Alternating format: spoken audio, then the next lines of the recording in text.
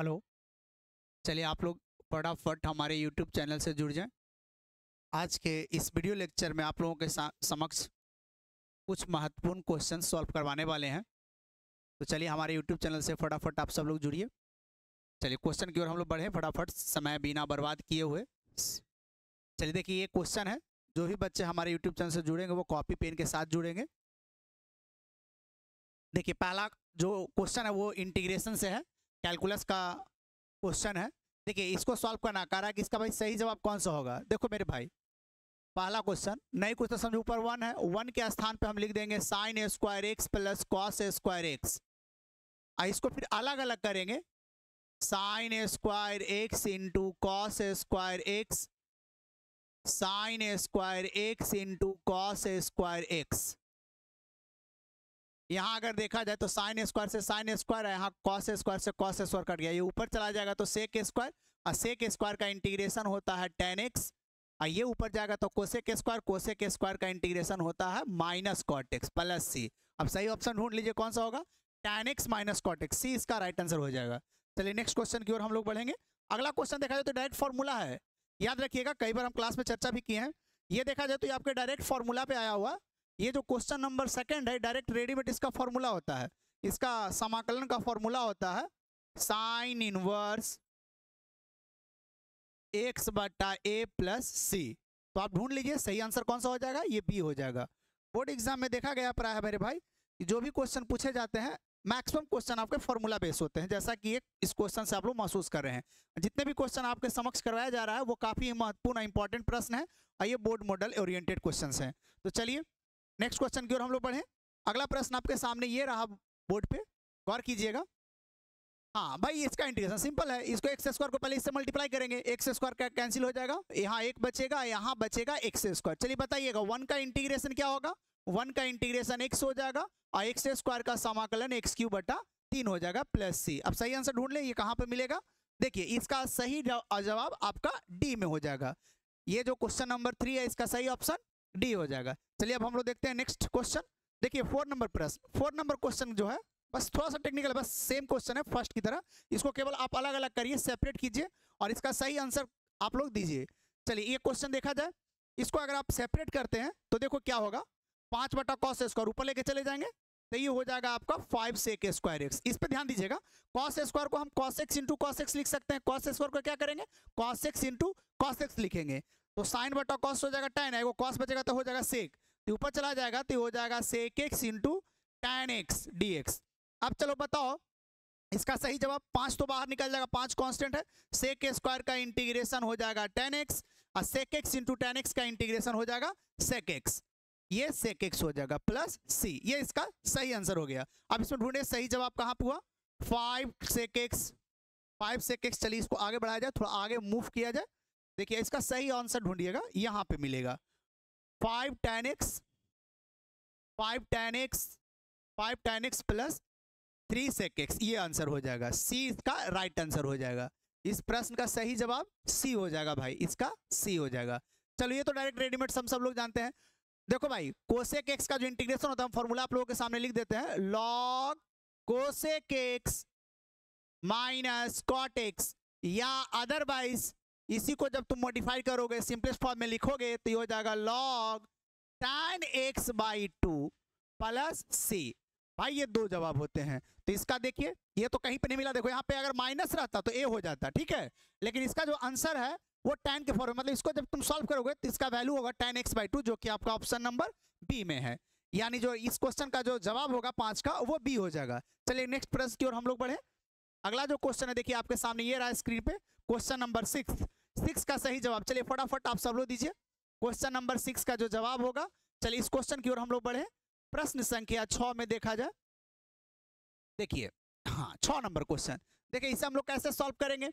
तो देखो इसमें करना क्या है, हम मेरे ख्याल से ये 7 प्लस लॉग एक्स को मान लिया जाए, क्योंकि लॉग का डिफरेंशिएशन क्या होता है 1 बटा एक्स होता है, लॉग एक्स का डिफरेंशिएशन 1 बटा एक्स होगा, जो कि नीचे में मौजूद है। तो सिंपल सी बात है, देखिए इसको बनाएंगे सब्स्टिट्यूशन मेथड से, बट ये ऑब्जेक्टिव प्रश्न है तो ज़्यादा समय आपको नहीं लग देना है यहाँ पर। तो इसका जो डेरिवेटिव होगा इसका तो 0 हो जाएगा, इसका 1 बाई एक्स हो जाएगा, डी एक्स को इधर भेजेंगे या एक्स को इधर भेजेंगे, ठीक है।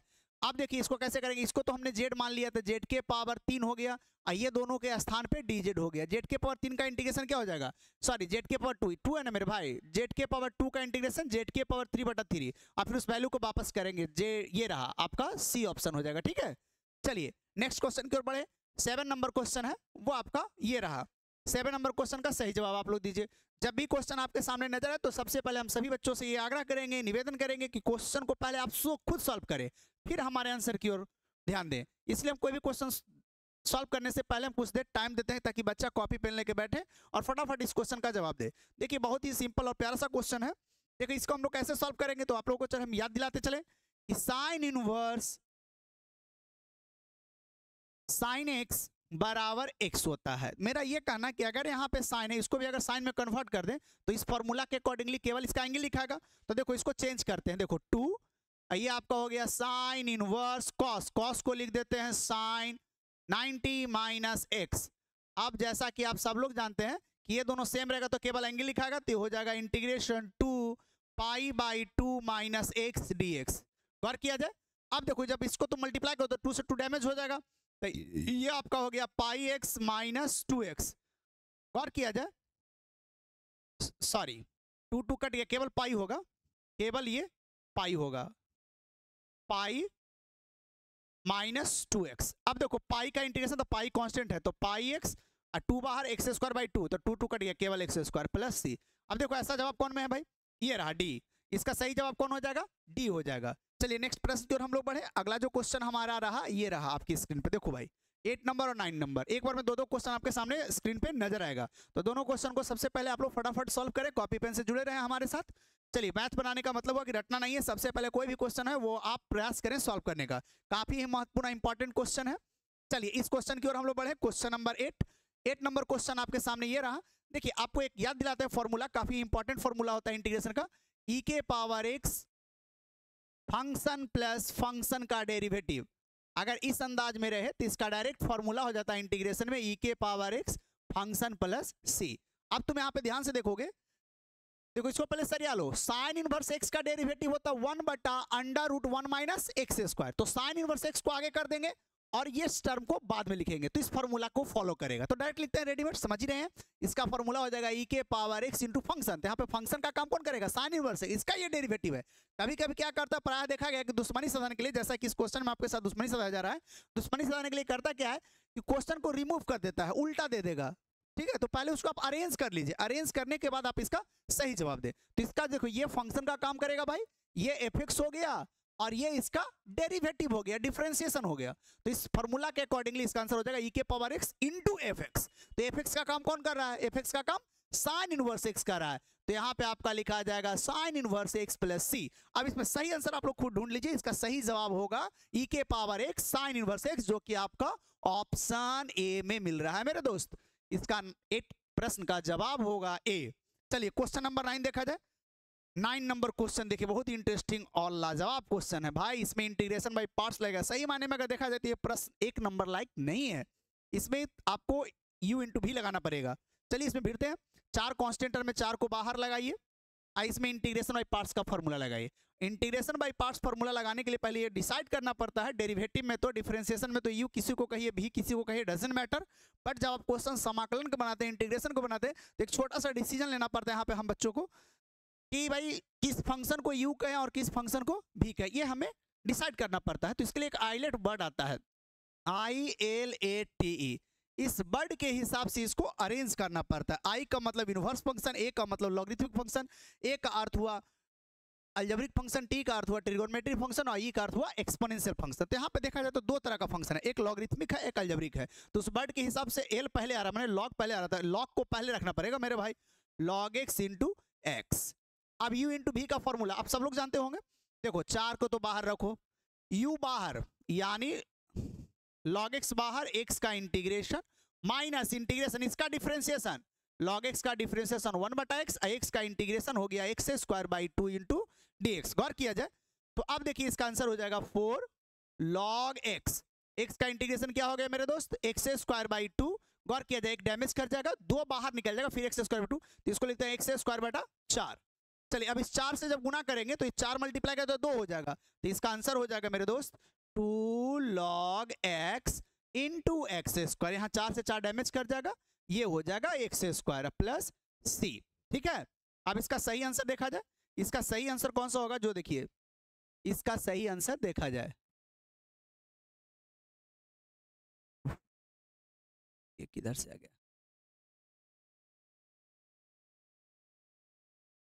और कीजिएगा,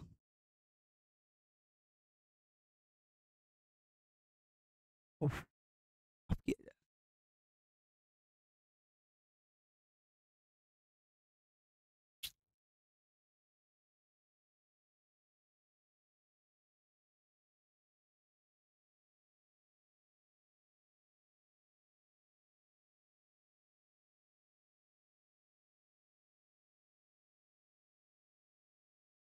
चलिए गौर कीजिएगा, आ गया, माफ कीजिए कुछ डिस्टरबेंस हुआ, टेक्निकल फॉल्ट। तब इसका सही आंसर हो जाएगा ये, एक्स स्क्वायर को कॉमन ले सकते हैं, एक्स स्क्वायर को कॉमन ले लीजिए, एक्स स्क्वायर को कॉमन ले सकते हैं। अब देखिए ना इसमें कौन सा आंसर हो जाएगा, एक्स स्क्वायर कॉमन लिया तो हमको लगता है ये सी ऑप्शन हो जाएगा, सी इसका करेक्ट आंसर हो जाएगा। चलिए नेक्स्ट प्रश्न की ओर हम लोग बढ़े। अगला प्रश्न आपके सामने ये रहा, नेक्स्ट क्वेश्चन ये रहा मेरे भाई। चलो इस क्वेश्चन को सॉल्व करो, बहुत ही प्यारा और सिंपल क्वेश्चन है, सॉल्व किया जाए, काफी इंपॉर्टेंट और महत्वपूर्ण प्रश्न है। इसी तरह का क्वेश्चन बोर्ड एग्जाम में पूछा जाता है प्राय, आप क्वेश्चन बैंक को सॉल्व करके देख लिया, आप खुद महसूस करिएगा जितने भी क्वेश्चन आपके सामने ये सॉल्व करवाया जाता है आपके यूट्यूब चैनल जीनियस फैक्ट्री पे, वो काफी ही लाजवाब और शानदार क्वेश्चन है। चलिए अगला क्वेश्चन जो आपके सामने है वो यहाँ पर है cos root x upon root x d x. इसमें देखा जाए तो इस क्वेश्चन को भी हमें सॉल्व करना पड़ेगा सब्स्टिट्यूशन मेथड से, यानी मान करके सब्स्टिट्यूट करके। इसमें करना क्या है कि एंगल को मान लीजिए, जैसे z बराबर हमने रूट एक्स मान लिया, अब रूट एक्स का जो डेरिवेटिव होता है मेरे दोस्त वो होता है 1/2 रूट एक्स। अब इसको अरेंज कर लीजिए, 2 को इधर लेके चले जाइए dz, ये आपका हो गया dx अपॉन रूट एक्स। ठीक है, अब इसमें वैल्यू रखेंगे तो देखिए इसका क्या हो जाएगा, ये तो आपको हो गया cos रूट एक्स को हमने z मान लिया, ये दोनों के जगह पर कितना गया 2dz, 2 बाहर निकाल दीजिए dz। अब देखो 2 हो गया, अब cos का क्या हो गया sin z प्लस c। ठीक है, अब देखो इसका सही जवाब, फिर z को वापस कर देंगे तो इसका सही जवाब हो जाएगा a। चलिए इसका सही जवाब ए हो जाएगा 10। हाँ नेक्स्ट क्वेश्चन देखा जाए भाई, अवकल समीकरण इतना का घात निकालें, घात जिसको हम लोग अंग्रेजी में बोलते हैं डिग्री। तो देखो घात किसे कहते हैं और ऑर्डर किसे कहते हैं, ये दो काफी महत्वपूर्ण पॉइंट्स है डिफरेंशियल इक्वेशन का, अवकल समीकरण का। कभी ऑर्डर कहेगा निकालने के लिए, कभी डिग्री, कभी क्वेश्चन में दोनों दे देता है भाई, ऑब्जेक्टिव में 2 नंबर का ऑब्जेक्टिव प्रश्न रहते हैं। तो देखो ऑर्डर का मतलब होता है किसी भी अवकल समीकरण के मैक्सिमम अवकलनीयता, highest derivative of any differential equation is called order of that differential equation, यानी किसी भी अवकल समीकरण का जो मैक्सिमम डेरिवेटिव होता है वो उसका ऑर्डर कहलाता है। ठीक है, और उसी पे जो पावर होता है वो उसका डिग्री कहलाता है। The power of highest derivative, the power of highest derivative of any differential equation is called order degree of that differential equation, यानी किसी भी अवकल समीकरण के उच्चतम अवकलनीयता पे जो घात होता है, पावर होता है, उसी को हम लोग डिग्री बोलते हैं, घात बोलते हैं। तो देखा जाए ये अधिकतम कितना बार डिफरेंशिएट हुआ, 2 बार हुआ है, तो इसी पे पावर देखना, इस पे नहीं देखना। देखो अधिकतम डिफरेंशिएशन 2 बार, इस पे पावर कितना हो गया 1, तो इसका डिग्री जो होगा, घात होगा, वो 1 हो जाएगा, यानी इसका राइट आंसर आपका ए हो जाएगा। चलिए नेक्स्ट क्वेश्चन की ओर हम लोग बढ़े। नेक्स्ट क्वेश्चन आपके सामने ये रहा, चलिए बहुत ही प्यारा और सिंपल क्वेश्चन है। चलिए केवल आप लोगों को फॉर्मूला याद रखना है। सबसे बड़ी बात ये है मेरे भाई कि जितने भी क्वेश्चंस हैं वो काफ़ी ही महत्वपूर्ण क्वेश्चन है। हमें आशा और विश्वास है किसी अंदाज में इसी तरह का क्वेश्चन आपको फरवरी में जो एग्ज़ाम होने वाले हैं, वार्षिक परीक्षा जो आपको एनुअल एग्ज़ाम होने वाले हैं, वो में उसमें पूछा जाएगा। तो यहाँ पे देखा जाए इस क्वेश्चन में कह रहा है कि दिए गए अवकल समीकरण का समाकलन गुणांक निकालें। तो सबसे पहले आपको हम याद दिलाएं, लीनियर डिफरेंशियल इक्वेशन का जो फॉर्म होता है, रैखिक अवकल समीकरण का फॉर्म होता है वो dy dx plus p y is equal to q होता है इस फॉर्म में। तो इससे कम करके तो बाई हो गया, यानी p का काम कौन कर रहा है, log x कर रहा है। तो IF निकालने का फॉर्मूला होता है इंटीग्रेटिंग फैक्टर, समाकलन गुणांक निकालने का जो फॉर्मूला होता है आप सब लोगों को पता होगा, e के पावर इंटीग्रेशन p dx। सही है, तो इसको सॉल्व कर लेते हैं। ये कितना हो जाएगा, e के पावर इंटीग्रेशन p का काम कौन कर रहा है, log x dx, नहीं कुछ था नीचे 1 हो गया। अब इससे इसमें इंटीग्रेशन में पार्ट लगेगा, तो इसका क्या करेंगे भाई, log x बाहर हो गया, तो log x डायरेक्ट लिखो ना, log x बाहर, ये आपका हो गया इसका इंटीग्रेशन। अब इसमें ढूंढ लीजिए कहाँ पर है, इंटू एक्स, एक्स को कॉमन ले लीजिए, इसका राइट आंसर सी हो जाएगा। ठीक है जी, इसका राइट आंसर सी हो जाएगा 12 का। चलिए 30 नंबर क्वेश्चन की ओर हम लोग बढ़े। 13 नंबर प्रश्न आपके सामने ये रहा स्क्रीन पे। कह रहा है कि दिए गए अवकल समीकरण को सॉल्व कीजिए। चलिए इसे हम लोग सॉल्व करते हैं। By log by D x, इसको आप इस तरफ भेज दीजिए, x into d by. X वाले फंक्शन को एक तरफ, वाई वाले फंक्शन को एक तरफ करेंगे, है ना। इसको आप लोग वेरिएबल सेपरेबल मेथड बोलते हैं, चर पृथकीकरण विधि। इसको सॉल्व करने के लिए यानी एक्स वाले टर्म को एक तरफ कर लिया जाए मेरे दोस्त, d x upon x is equal to d y upon y into log y, ये रहा। अब इसको क्या करेंगे, दोनों तरफ इंटीग्रेट कर देंगे। अब बताओ 1/x का इंटीग्रेशन क्या होता है, 1/x का समाकलन क्या होता है, log x होता है। तो इसका इंटीग्रेशन हो जाएगा आपका log x। इसमें देखा जाए इस log को अगर मान लिया जाए तो इसका डेरिवेटिव है, तो इसका हो जाएगा log log by, log log by. जब सब log में है तो कांस्टेंट को भी log में जोड़ा जाए, तो ये हो जाएगा log x is equal to log c log y. ये log से log हट गया, यानी c log बाई बराबर हो गया केवल x, यानी इधर इसी को जोड़ो, इधर ही छोड़ दो, इस पे ही हो गया। तब बाई बराबर ई के पावर सी एक्स, बाई बराबर ई के पावर सी एक्स। देखा जाए बाई बराबर ई के पावर सी एक्स, ये डी आंसर हो जाएगा। चलिए इसका डी हो जाएगा। चलिए नेक्स्ट क्वेश्चन की ओर हम लोग बढ़े। अगला प्रश्न आपके सामने ये रहा। नेक्स्ट क्वेश्चन देखिए, अवकल समीकरण से बहुत ही क्वेश्चन पूछा है। चलिए इस क्वेश्चन को सॉल्व किया जाए। इसमें कह रहा है कि दिए गए अवकल समीकरण को हल करिए। बस सेम क्वेश्चन अभी जब बताएं, वेरिएबल सेपरेबल, बाई एक्स वाला को एक तरफ कर दो, बाई वाला को एक तरफ कर दो, ठीक है। तो चलिए इधर ही हम लोग सॉल्व कर लेते हैं। इसको इस तरफ भेजेंगे तो कितना हो जाएगा, 1 plus x square d x is equal to 1 plus y square into d y. चलिए दोनों तरफ इंटीग्रेट कर दीजिए। बोलो 1 का इंटीग्रेशन क्या हो जाएगा, 1 का इंटीग्रेशन x हो जाएगा। इसका कितना होगा मेरे भाई, x³ 3, ठीक है। और इधर देखा जाए तो 1 का हो गया बाई के रिस्पेक्ट में, तो बाई, ये क्या हो जाएगा बाई³ 3 प्लस सी कहीं भी जोड़ दीजिए एक तरफ। इसका आंसर देख लीजिए, इसका सही आंसर हो जाएगा ए इसका सही आंसर हो जाएगा, ठीक है। थोड़ा ध्यान दीजिएगा इस पे। चलिए अगले क्वेश्चन की ओर हम लोग बढ़े। ये आपका 15 नंबर क्वेश्चन है। देखिए ज़्यादा प्रश्न आज हम नहीं सॉल्व कराएंगे, 20 तक ही करवाएंगे। तो 20 तक हम लोग क्वेश्चन को पहले सॉल्व कर लेंगे, फिर अगले वीडियो का आप लोग इंतजार कीजिएगा। बचा हुआ जो शेष ऑब्जेक्टिव प्रश्न होंगे वो अगले दिन हम लोग सॉल्व करेंगे। तो देखिए 15 नंबर क्वेश्चन है। ये दिए गए अवकल समीकरण, क्या अवकल समीकरण का समाकलन गुणांक। क्वेश्चन गलत लिखा हुआ है भाई, इसीलिए तो हाँ अंग्रेजी में देखिए, integrating factor of differential equation. देखिए ये कह रहा है, तो ये रिवर्स किया हुआ है, यानी dx बट्टा d by plus 3x into e के पावर 2y। तो यहाँ पे p का काम कौन कर गया, 3 कर दिया। तो इसका IF निकालने का फॉर्मूला हो जाएगा ई के पावर इंटीग्रेशन p dx नहीं बल्कि p dy। 3 को यहाँ पर रखोगे, 3 का इंटीग्रेशन 3y हो जाएगा। तो इसका सही आंसर आपका ए हो जाएगा। ध्यान दीजिएगा ये पलटा हुआ है, समझ रहे हैं। यहाँ पे p का काम 3 करेगा, IF बराबर हो जाएगा ई इंटीग्रेशन ई के पावर इंटीग्रेशन p dx नहीं p dy। यहाँ पे रिवर्स कर गया है ना मेरे भाई। चलिए नेक्स्ट क्वेश्चन की ओर हम लोग बढ़े। अगले प्रश्न आपके सामने ये रहा आपके स्क्रीन पे। चलो इस क्वेश्चन को सॉल्व करें। बहुत ही सिंपल और आसान क्वेश्चन है, वेक्टर का क्वेश्चन है। जैसा कि आप सब लोग जानते हैं कि i.i का मान 1 होता है, j.j का मान भी 1 होता है। तो 1 घटाओ 1 इज इक्वल टू 0। इसका आंसर सी हो जाएगा। इस दिए गए वेक्टर का मैग्नीट्यूड का रहा मिस है, मैग्नीट्यूड बराबर आप लोग फॉर्मूला जानते होंगे, √x² plus y² plus z²। तो यहाँ पे अगर देखा जाए तो यहाँ पे वेक्टर i का कोफिशिएंट 1 है, j का कोफिशिएंट 1 है और k का कोफिशिएंट भी 1 है। दैट इज 1 का स्क्वायर 1 का स्क्वायर 1 का स्क्वायर, एक्चुअली -1 है, -1 का भी स्क्वायर करेंगे तो बनी आएगा। इसका सही आंसर कौन हो जाएगा, √3 हो जाएगा, यानी √3 इसका करेक्ट आंसर बन जाएगा। चलिए नेक्स्ट क्वेश्चन की ओर हम लोग बढ़े। देखिए ये भी बहुत सिंपल और आसान क्वेश्चन है। कह रहा दो दिए गए सदिशों का अदिश गुणनफल डॉट प्रोडक्ट कर रहा है। डॉट प्रोडक्ट में जैसा कि आप सब लोग जानते हैं कि डॉट प्रोडक्ट जब भी निकालना रहता है, दो वेक्टर का अदिश गुणनफल निकलता है तो उसका केवल कोफिशिएंट को मल्टीप्लाई करना था, आई के कोफिशिएंट को आई के साथ, जे के कोफिशिएंट को जे के साथ और के कोफिशिएंट को के के साथ गुना कर दीजिए, वही आपका आंसर बन जाएगा। तो चलिए ध्यान दिया जाए, गुना करने में आप लोग मदद कीजिए मेरा। इसका कोफिशिएंट -1 है, इससे गुना करेंगे तो हो जाएगा -2, इससे करेंगे तो हो गया 35 और यहाँ गुना करेंगे तो -2, तो ये हो गया कितना भाई -4। और ये फिर 35 में से 4 आपका सब्ट्रैक्ट हो जाएगा, घट जाएगा, तो इसका आंसर 31 हो जाएगा, जो कि ऑप्शन डी में है। चलिए नेक्स्ट क्वेश्चन की ओर हम लोग बढ़े। अगला प्रश्न आपके सामने ये रहा। अगले प्रश्न की ओर हम लोग बढ़े।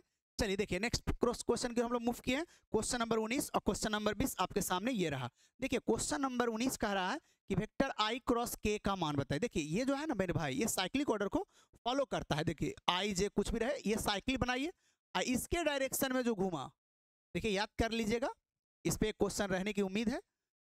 देखिए आई क्रॉस जे कहेगा कोई ऑब्जेक्टिव में कि बताओ आई क्रॉस जे तक के लिखना है, आई क्रॉस जे क्या लिखाएगा, के लिखाएगा, लेकिन उल्टा पूछ दिया, ऐसे घूम गया, एंटी क्लॉकवाइज घूम गया तो माइनस हो जाएगा। जैसे पूछ दे कि जे क्रॉस आई तो वेक्टर माइनस के बोलना। ओके, यहाँ पे क्वेश्चन क्या कर रहा है, आई क्रॉस, देखिए हाँ आई क्रॉस के उल्टा घूम रहा है इसलिए माइनस जे हो जाएगा, क्या हो जाएगा माइनस जे, तो माइनस जे ऑप्शन सी में है। एक लास्ट क्वेश्चन है आपके सामने, उसे हम सॉल्व करेंगे, फिर इस वीडियो को आगे हम लोग कंटिन्यू करेंगे, ठीक है। तो ये अंतिम प्रश्न है, 20 क्वेश्चन आज सॉल्व कराएंगे, अगले दिन हम एक मैराथन क्लास करेंगे, उस दिन हम 100 क्वेश्चन का भी वीडियो आपके सामने लाएंगे, जम करके उसे आप लोग सॉल्व करिएगा। ये अंतिम प्रश्न की ओर हम लोग बढ़ रहे हैं, ये भी क्वेश्चन वेक्टर से रिलेटेड क्वेश्चन है। ये कह रहा दो सदिशों का सदिश गुणनफल यानी क्रॉस प्रोडक्ट निकालिए। देखो मेरे दोस्त, क्रॉस प्रोडक्ट जब भी निकाला जाता है तो क्रॉस प्रोडक्ट निकालने का सबसे सिंपल और इजीएस्ट मेथड होता है डिटर्मिनेंट मेथड। डिटर्मिनेंट मेथड से निकालिएगा तो बहुत आसानी से काफी कम समय में आपका प्रश्न बन जाएगा। तो इसको डिटर्मिनेंट फॉर्म में बंद करिए, वही इसका हो जाएगा दो सदिशों का सदिश गुणनफल। देखो यहाँ पे देखो आई नहीं है, मतलब आई का कोफिशिएंट 0 हो गया, जे का कोफिशिएंट 1 हो गया, के का कोफिशिएंट 2 हो गया। यहाँ पे देखिए आई है तो 1 हो जाएगा, जे है 2, ये 0 हो गया। चलिए इसे सॉल्व कर लीजिए।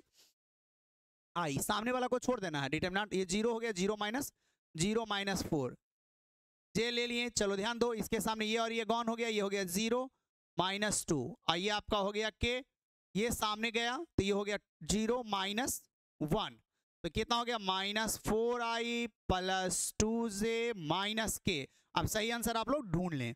देखिए इसका सही जवाब कहाँ पे है, -4 प्लस 2, ये बी हो गया जी, बी इसका राइट आंसर हो जाएगा। उम्मीद करते हैं आज का वीडियो सेक्शन काफी अच्छा लगा होगा, काफी महत्वपूर्ण क्वेश्चन आप लोग सॉल्व किए होंगे, आप लोगों के लिए काफी इंपॉर्टेंट रहा होगा। चलिए इसी लास्ट क्वेश्चन के साथ आज के लिए इतना ही। चलिए बहुत बहुत धन्यवाद हमारे चैनल से जुड़ने के लिए आप सभी को।